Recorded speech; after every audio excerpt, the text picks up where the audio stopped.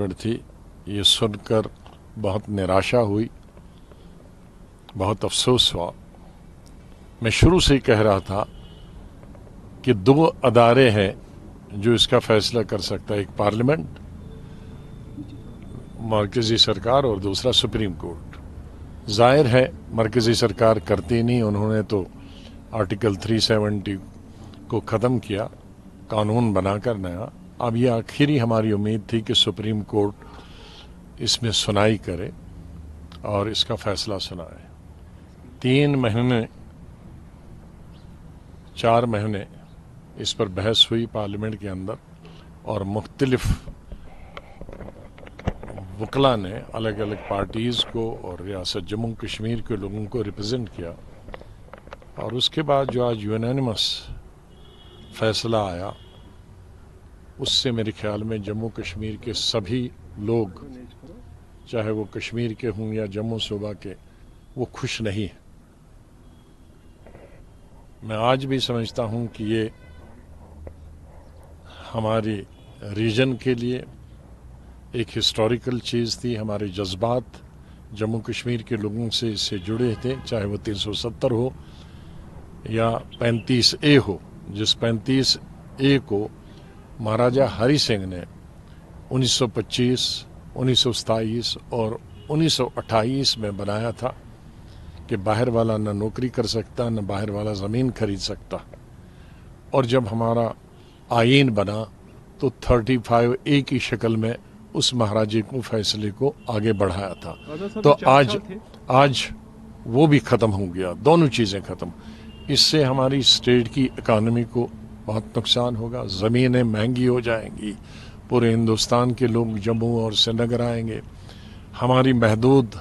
हमारे यहाँ कोई बड़ी इंडस्ट्रियाँ नहीं है कि जिसमें हज़ारों या लाखों लोग काम करें। हमारी सबसे बड़ी इंडस्ट्री है टूरिज़्म, और वो लिमिटेड लोगों के लिए है। हमारी सबसे बड़ी इंडस्ट्री जम्मू कश्मीर की है नौकरी, सरकारी नौकरी, और उसमें भी अब और बहुत कम नौकरियां होती। ज़ाहिर स्टेट बहुत छोटी है, अब उसमें पूरे मुल्क के 130 करोड़ जो आबादी हमारे में, वो अप्लाई कर सकते हैं हर महकमे के लिए। तो हमारे जो नौजवान बच्चे हैं या बच्चियां हैं पढ़ी लिखी, वो और बेकारी हमारी बढ़ेगी, कई गुना और ज़्यादा बढ़े। तो ये तमाम चीज़ें जब रखी गई थी आर्टिकल 370 में, 35A में, 35A में, इन तमाम चीज़ों को नज़र में रखा गया था कि एक बॉर्डर स्टेट है, एक तरफ से चाइना है, दूसरी तरफ से पाकिस्तान है, और कोई यहाँ ज़रिया आमदनी नहीं है, कोई खदानें नहीं है, बड़े कोयले की खदानें या दूसरी खदानें।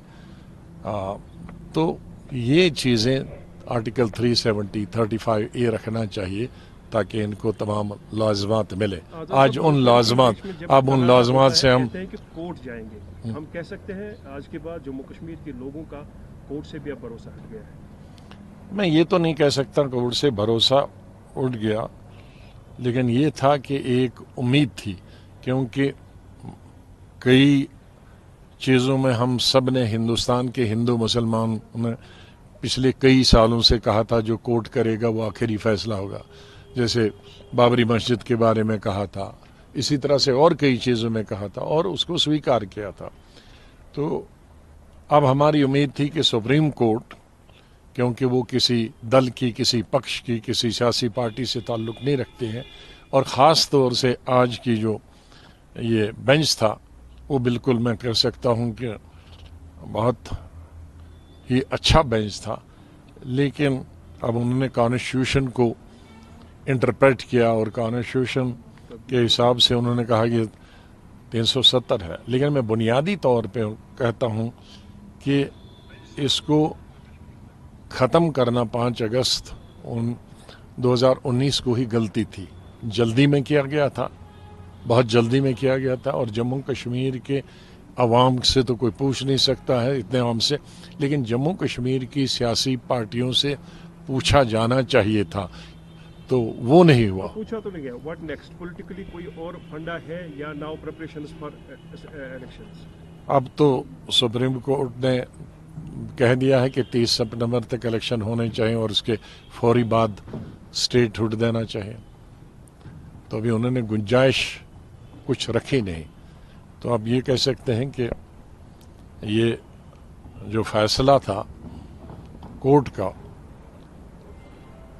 اب عدالت کے خلاف تو کچھ نہیں کہہ سکتے، لیکن اس سے جموں کشمیر کے تمام عوام میں، ہمیں، ہماری پارٹی کو بہت مایوسی اور افسوس ہے. Restoration of statehood پر آپ مطمئن ہیں؟ اسٹیٹ ہوڈ تو انہوں نے پہلے ہی پارلیمنٹ میں کہا ہے، اب اس میں الیکشن کا بھی پہلے ہی کہا ہے، لیکن اس سلسلے میں کم سے کم جو سپریم کورٹ نے ایک ڈیٹ طے کر دی کہ بھائی 30 سپٹمبر سے پہلے ہونا چاہیے اور اس کے فوراً بعد اسٹیٹ ہوڈ ہونا چاہیے، وہ چیز تو ہمارے حق میں ہے.